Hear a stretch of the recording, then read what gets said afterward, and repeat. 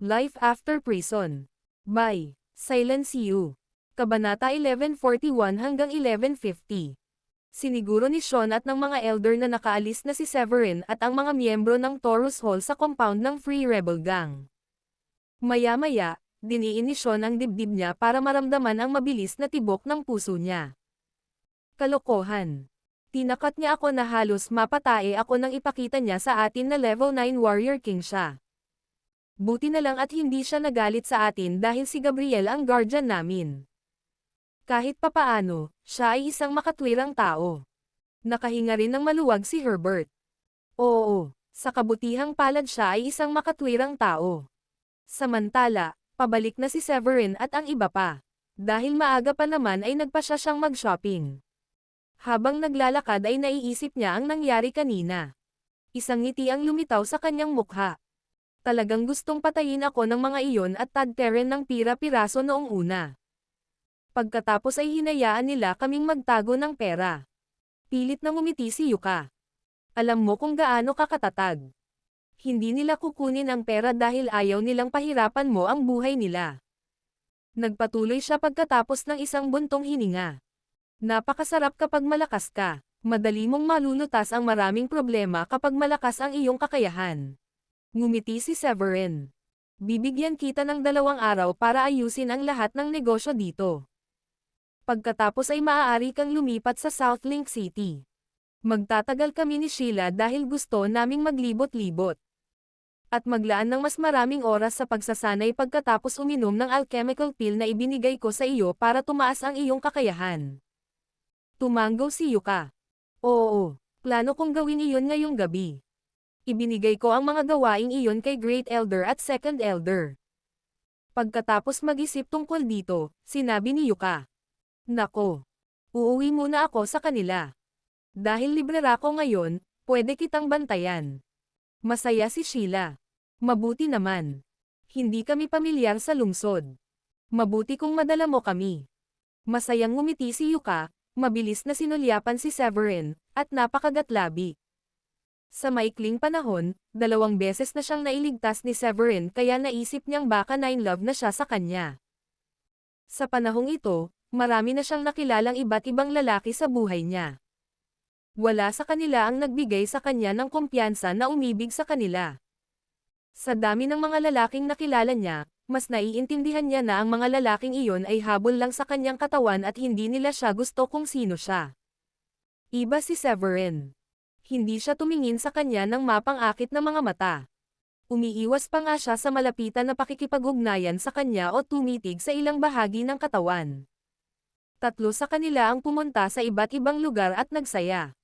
Hindi nila alam, nakita sila ng mga bodyguard ng Orto County Mansion. Palihim pa nilang kinuha ang mga litrato ni Severin at ipinadala kina Owen at Sammy. Ngumisi si Sammy habang tinitingnan ang mga litratong iyon. Darating ang tatay ko bukas ng umaga. Walang ideya ang lalaking ito kung ano ang susunod na mangyayari sa kanya. Tingnan mo kung gaano siya kasaya ngayon. Napangiti si Owen. Kahit sinong lalaki ay magiging masaya sa kanyang sitwasyon. Ibig kong sabihin may nakuha siyang 2 magagandang babae at sinasamahan siya. Nagtampo ang mukha ni Sammy. Ngumuso siya. Mas mabuting mag-enjoy siya hanggat kaya niya. Mamamatay na siya bukas. Hoy, gumising ka ng maaga bukas at sunduin mo ang tatay ko sa airport. Tumanggo si Owen. Huwag kang mag-alala, naiset ko na ang alarm ko. Hindi tayo malilate. Nako, magdadala din ako ng mga bantay. Lumipas ang oras at oras na para matulog. Pagkatapos ng isang abalang araw, natulog sina Severin at Sheila at nakatulog ng mahimbing. Si Yuka ay nakahiga sa kama mag-isa at inalala ang nangyari nitong 2 araw. Isang matamis na ngiti ang sumilay sa kanyang mukha. Oh my God! Napakahusay ng Supreme Leader. Hindi ko maisip kung gaano ito kaganda kung pwede niya akong maging babae. Sa huli, nakatulog siya sa sobrang hiya. May masayang ngiti din sa mukha niya. Kinabukasan, pumunta sina Sammy, Owen, at Terence sa airport para sunduin si Steward. Tuwang-tuwa si Steward nang makita ang kanyang anak. Sammy, kumusta ka na ba? Mas maganda na ba ang pakiramdam mo? Parang bata si Sammy. Tatay, hindi magiging maganda ang mood ko kapag nabubuhay pa ang lalaking iyon. Pero napakasaya ko na nandito pa rin siya sa lungsod na ito. Kinawian ni Steward ang kanyang kamay at sinabing, huwag kang mag-alala. Nagdala ako ng 3 level 9 Warrior King at 8 level 8 Warrior King. At nakuha mo rin ako. Naniniwala akong sapat na iyon para patayin siya. Pinunasan ng isang kalbong lalaki ang kanyang ulo at sinabing, Miss Sammy, huwag kang mag-alala. Hindi namin hahayaang tumakbo ang lalaking iyon. Namamatay siya ngayon. Napangiti si Sammy. Salamat. Hanapin natin siya ngayon at ipaghiganti natin. Pwede tayong mag-celebrate mamaya. Lumapit si Terence at ngumiti kay Steward. Mr. Steward, nagpareserba ako sa hotel na eksklusibo para lamang sa amin para salubungin ka at ang iyong mga tauhan. Nasiyahan si Steward sa ayos. Gayunpaman, hindi niya ito ipinakita. Salamat. Napakabait mo. Terena, nasaan ang lalaking iyon? Maya-maya, dumiretso sila sa Taurus Hall. Ilang sandali lang ay nakarating na sila. Severin. Sheila. Lumabas ka na dito. Nung nasa entrance na sila, sumigaw si Terence ng malakas kaya sinigurado niyang maririnig siya ng lahat. Takot na takot ang mga guard kaya nang hina ang mga tuhod. Sir, ipapaalam namin sa kanila ngayon. Nagpalitan ng tingin ang mga guard at mabilis na tumakbo papasok. Hindi nila alam na labis na nasaktan ni Severin ang Orto County Mansion kaya kailangan ng Orto County Mansion na imbitahan ang steward na lumapit para tumulong sa paghihiganti. Hallmaster. Hallmaster. May masamang nangyari. Hinanap ng mga gwardya si Yuka na kinakabahan. Si Yuka ay nasa isang pulong sa mga matatanda upang pag-usapan kung paano ibenta ang kanilang negosyo.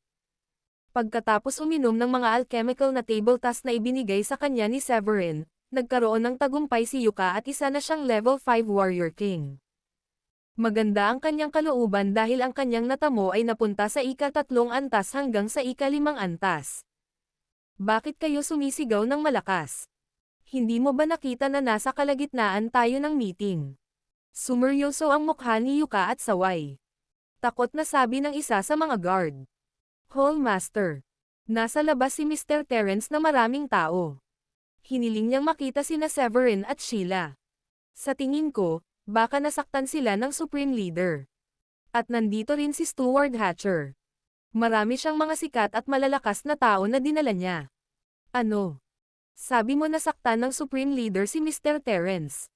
At nandito si Steward Hatcher kasama ang maraming malalakas na fighter. Halos mawalan ng malay ang Great Elder. Iniisip niya kung tama ba ang narinig niya. Sinampal ng Second Elder ang sarili. Oh my God! Hindi ako nananaginip. Akala ko panaginip lang. Ano ang dapat nating gawin? Nataranta ang Second Elder. Napahamak na tayo. Napahamak tayo. Sisirain din ba nila ang Taurus Hall? Kailan sinaktan ng Supreme Leader ang napakaraming makapangyarihang tao? Bagamat nagulat din si Yuka, bilang Hallmaster, alam niyang hindi ito ang oras para mataranta. Napaisip siya saglit at sinabing, huwag kang mataranta. Kung nandito sila para hanapin ang Supreme Leader, hanapin natin siya ngayon. Hindi natin alam kung ano ang naabot ng Supreme Leader. Baka kaya niya sila. Ang Great Elder ay pekeng ngiti. Sa palagay ko ay hindi na siya isang Warrior Emperor. Iilan lang ang naging Warrior Emperor sa mundong ito at alam ng lahat kung sino sila. Ngunit wala kaming naririnig na pinag-uusapan ng mga tao ang tungkol sa isang Warrior Emperor na ang pangalan ay Severin. Pagkatapos ng isang pause, nagpatuloy siya. Ngunit wala na tayong pagpipilian ngayon. Sana ay mahawakan ng Supreme Leader ang problema. Maya-maya, pumunta sila sa villa na tinutuluyan nina Severin at Sheila. Lahat sila ay mukhang nag-aalala. Tumingin si Severin sa kanila nang walang pakialam na ekspresyon. Huwag kang mag-alala. Tandaan mo lumayo kayo sa akin ng kaunti kapag nasa labas na tayo. Ako na mismo ang hahawak sa kanila. Alam kong susundan ako ni Steward pero hindi ko inaasahan na darating siya ng ganoon kaga. Pagkatapos noon ay lumabas na silang lahat para salubungin si Terence at ang iba pa.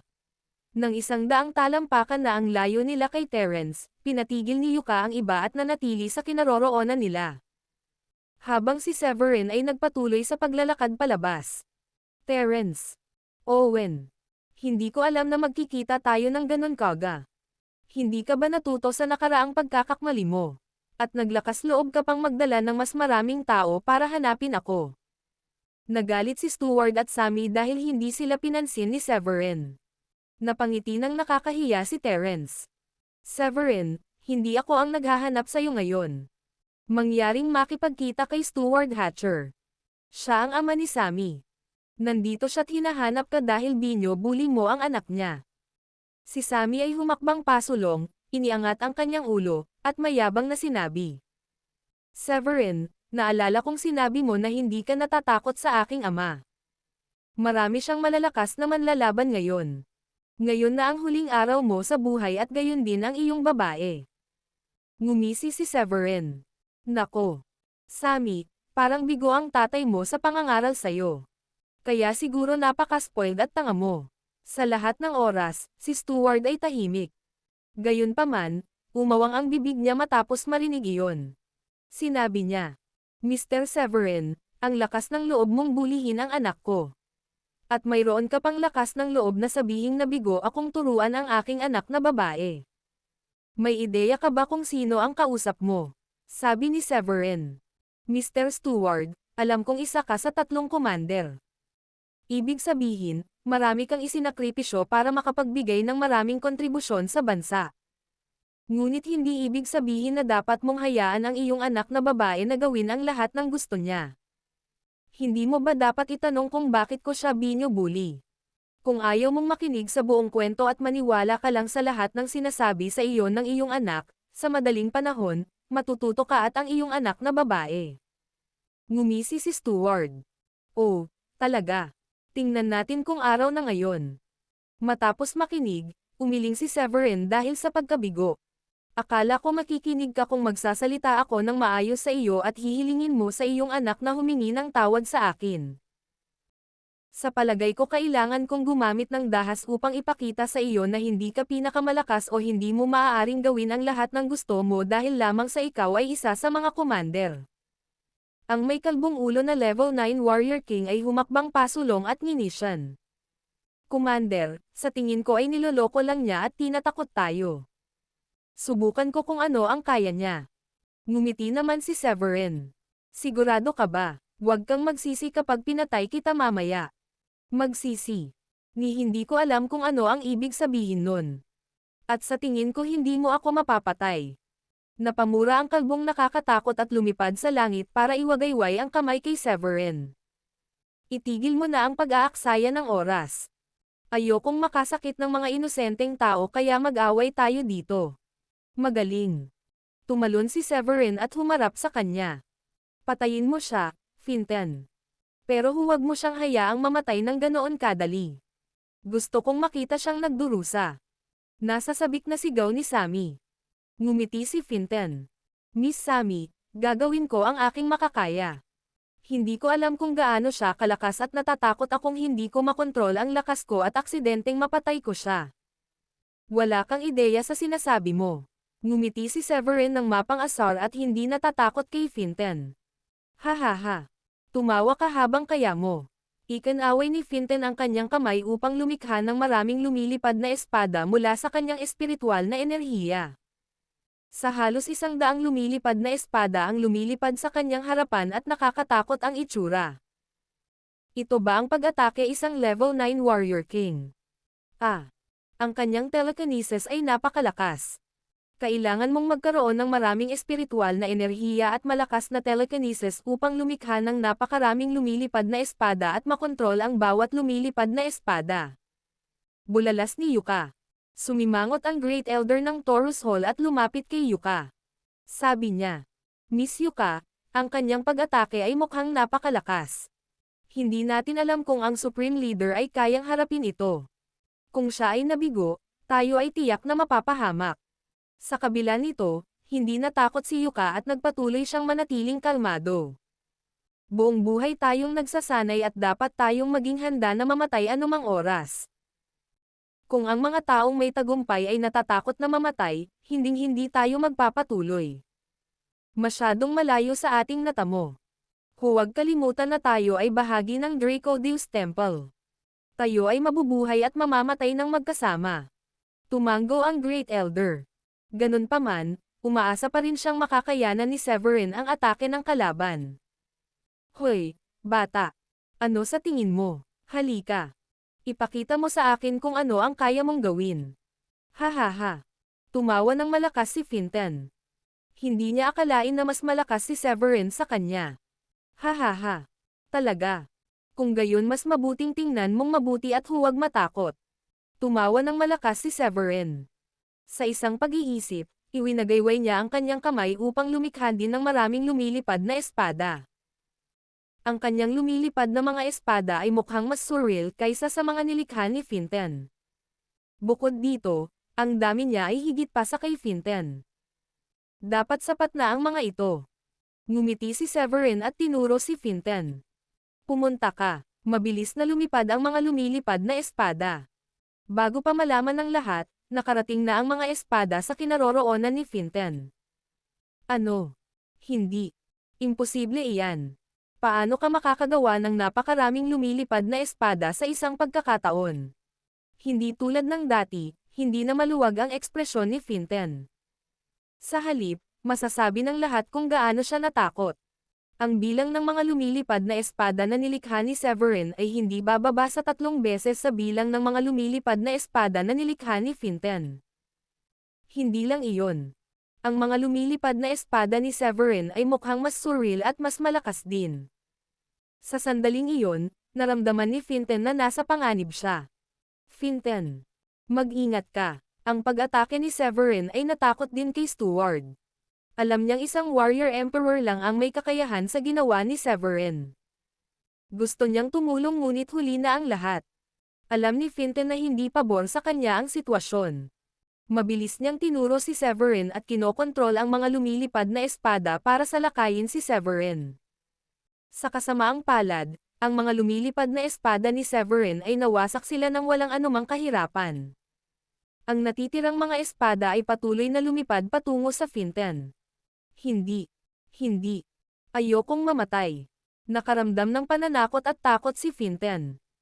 Mabilis siyang bumuo ng isang espiritual na kalasag sa enerhiya upang protektahan ang kanyang sarili. Sa kasamaang palad, ang kalasag na ipinagmamalaki niya ay manipis at marupok na parang isang piraso ng papel. Kinailangan lamang ng 5 lumilipad na espada upang lumikha ng maraming bitek sa kalasag. Mabilis na nagkalat ang mga bitek at sa wakas, ang kalasag sinira. Tumama sa katawan ni Fintan ang natitirang lumilipad na espada. Mukhang si Commander lang ang makakapatay sa batang iyon. Nagulat ang ibang mga mandirigma. Napatingin sila sa katawan ni Fintan at nakaramdam sila ng takot.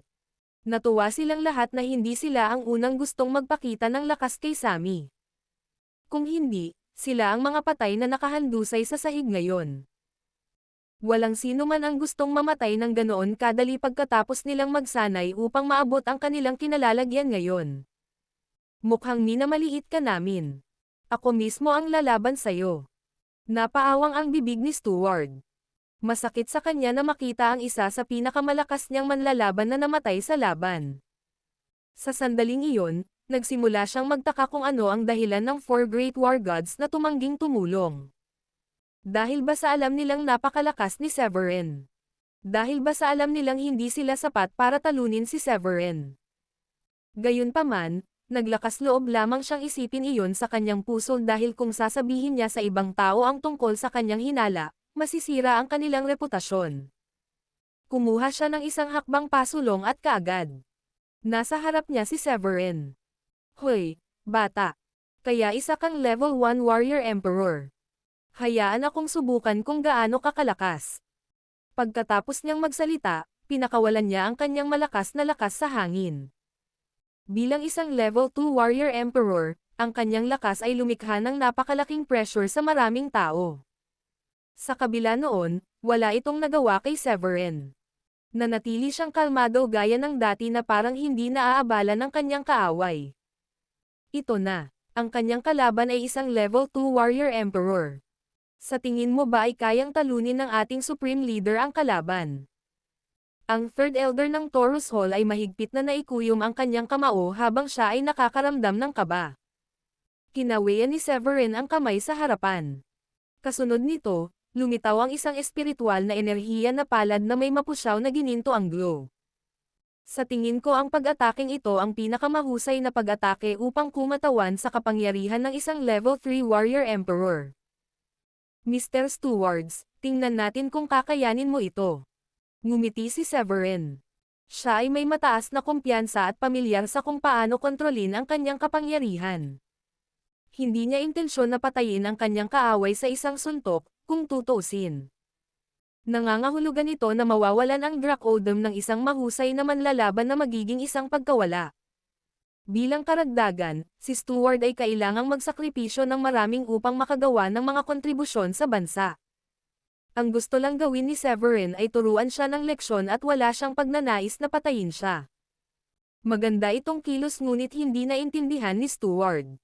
Napaawang ang kanyang bibig. Talagang nakakatakot ang hitsura ng spiritual energy palm, lalo na ang mahinang gintong glow. Iyon ay isang palatandaan na nagpapakitang si Severin ay talagang isang mandirigma na emperador.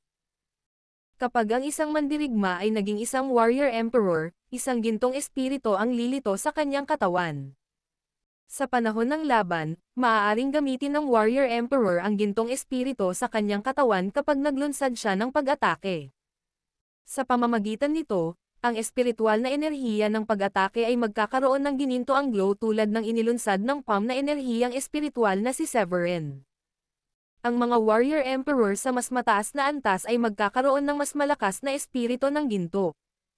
Ang gininto ang glow ay magiging mas buo at mas malakas batay sa lakas ng gintong espiritu. Kaya naman mukhang problemado si Steward nang makita ang pag-atake. Gayunpaman, ang pag-atake ay sinisingil na sa kanya at wala siyang pagpipilian kundi ang lumaban. Kinuyam niya ng mahigpit ang kamao at nagpakawala ng suntok. Isang napakalaking kamao ang lumitaw sa kanyang harapan na may malabong gininto ang glow din. Ano? Warrior Emperor din si Severin. Pero hindi ko pa siya narinig dati. Sa sandaling iyon, nagsimulang mag-alala si Terence. Baka sa mukha niya ang takot dahil hindi niya alam kung malakas ba si Steward para talunin si Severin. At kung mabaigaw si Steward na patayin si Severin, natatakot siyang gawin ni Severin. Sa kabila ng sinabi niya kanina, dinala niya ang mga elder ng kanyang pamilya dito ngayon. Kalokohan. Owen, sa tingin mo ba matatalo ng tatay ko si Severin? Alam kong level 2 warrior emperor ang tatay ko pero pakiramdam ko mas lumakas ang golden glow ni Severin. Naikuyom ng mahigpit ni Sammy ang kanyang kamao at nagsimulang mag-alala para sa kanyang ama. Sa buong buhay niya, ang tatay niya ang pinakamalakas na taong nakilala niya at walang sapat na lakas para patayin siya. Kumunat ang noo ni Owen.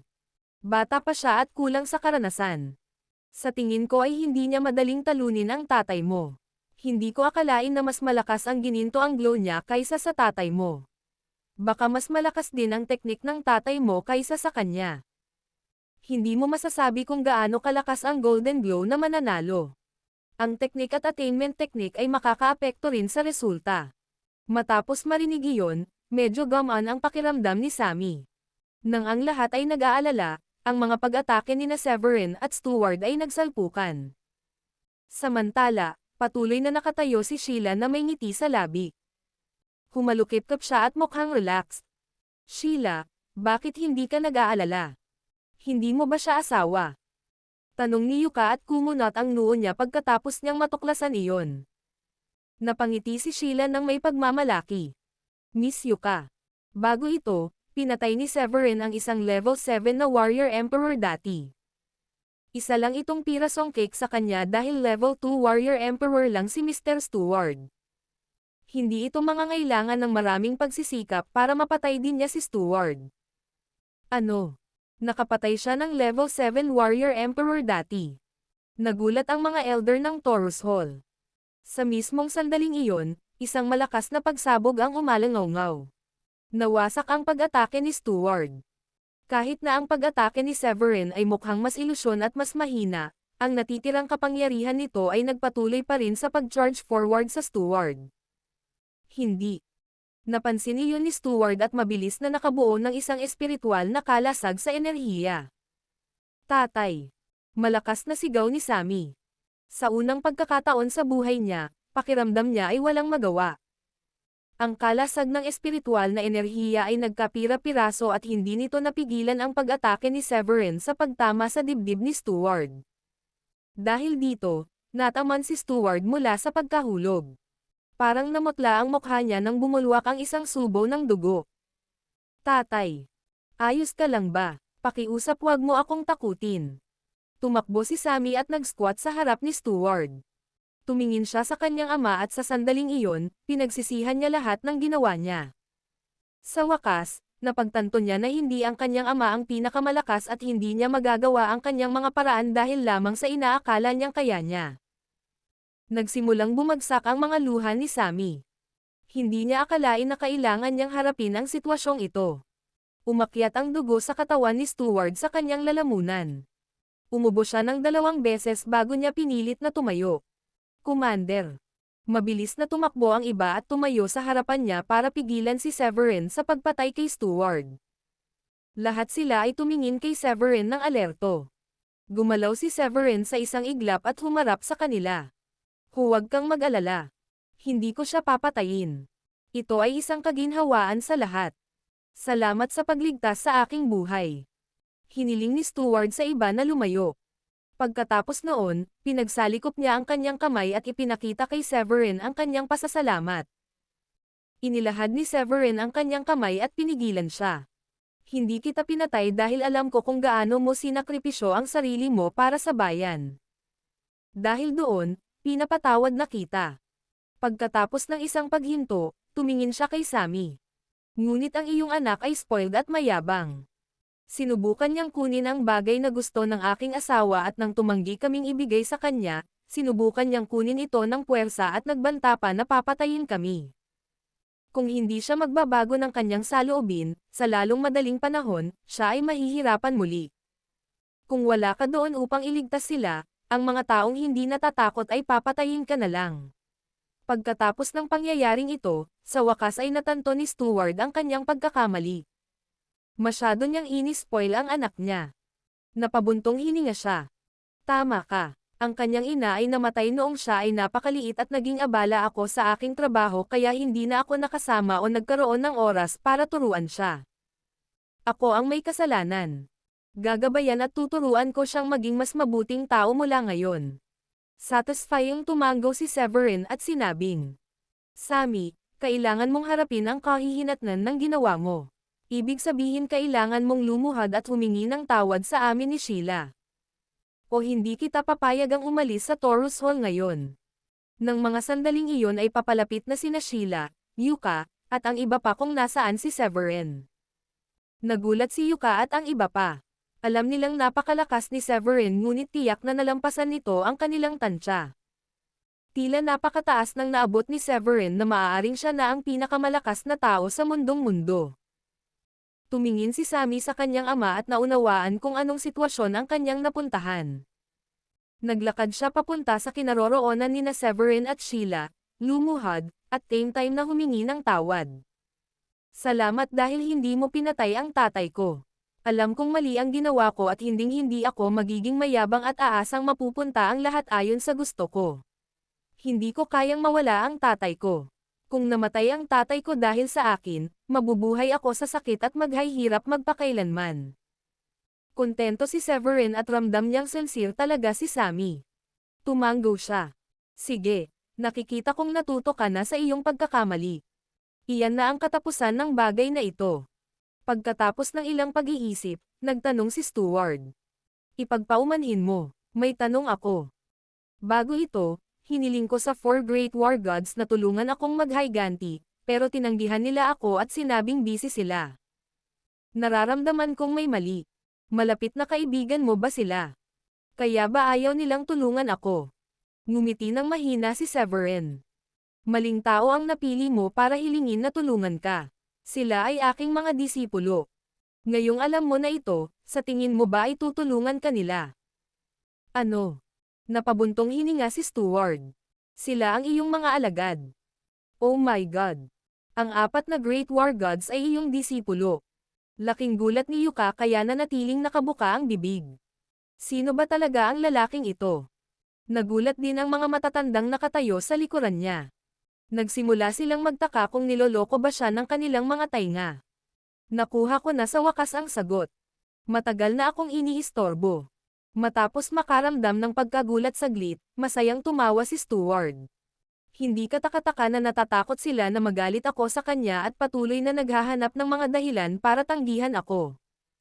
Sinabi pa nila sa akin na hayaan na lang ito. Sayang, hindi ako nakinig sa kanila. Ibig sabihin hindi ko inaasahan na ang isang gobernador ng South Kuti ay isang makapangyarihang tao. Saglit na nag-isip si Terence at hiniling sa kanyang anak na humingi din ng tawad kay Severin. Napagtanto ni Owen ang nangyari at mabilis na lumuhad kasama si Sheila. Pasensya na, hindi ko na rin dapat ginawa ang mga bagay na iyon. Bumangon ka na, kung hindi kita pinatay noong una, ibig sabihin hindi rin kita papatayin ngayon. Nakangiting sabi ni Severin. Hindi ako isang taong nagtatanim ng sama ng loob. Ngunit kailangan ninyong harapin ang mga kahihinatnan ng pagdadala ng napakaraming tao dito ngayon, kaya linisin mo ang kalat at dalhin ang bangkay na iyan kapag umalis ka mamaya. Salamat sa pagpapatawad mo sa akin. Tumayo si Owen at nakahinga ng maluwag na walang gagawin si Severin. Sa pagkakataong iyon ay lumapit si Terence at magalang na nagyaya. Kumusta naman ang hapunan natin ngayong gabi? Maaari tayong mag-inuman ng magkasama. Gusto naming ipahayag ang aming panghihinayang. Ikanaway ni Severin ang kanyang kamay. Hindi na kailangan. Pero mas maganda kung itigil mo na ang paghabol sa akin. Oo naman. Pagkatapos ay aalis na kami. Awkward na ngumiti si Terence. Paalam. Nagpaalam din si Steward at ang iba pa. Ilang sandali pa ay umalis na sila at dinala din ang bangkay. Oo, Supreme Leader, napakagaling mo. Oo, kahit si Commander ay hindi niya kapareha. Hahaha. Wala nang mambo-bully sa atin. Tuwang-tuwa ang bawat miyembro ng Taurus Hall. Gago. Napakalakas mo. Nang wala na si Terence at ang iba pa, lumapit si Yuka kay Severin at tinignan si Severin gamit ang mga mata nitong humahanga na para bang idolo niya si Severin. Muli, binigla siya ni Severin. Sa pagkakataong ito, sa wakas ay naunawaan na niya kung bakit pipiliin ng matandang wako ang lalaking ito para maging kanilang bagong Supreme Leader. Hahaha. Supreme Leader, binigyan mo kami ng malaking sorpresa. Hindi namin alam na napakalakas mo pala. Tumawa ng malakas ang Great Elder. Tuwang-tuwa ang lahat nang makita ang mga nangyari at kung gaano kalakas ang kanilang Supreme Leader. Tiningnan ni Severin ang lahat na may ngiti sa pananampalataya. Nakagawa na kayo ng ilang mga pagpapabuti. Sa palagay ko ang mga alchemical pills na iyon ay napaka-epektibo. Magsanay ng mabuti at bibigyan ko kayo ng mas maraming alchemical pills pagkatapos ninyong masanay sa inyong kapangyarihan. Higit pang mga alchemical na table task. Ngunit ang mga alchemical na tabletang iyon ay napakamahal at bihira.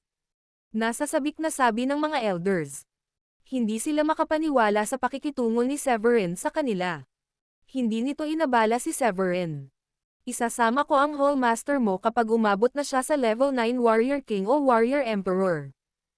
Kaya bilang mga elder, kailangan mong tiyakin na mas lalakas ka.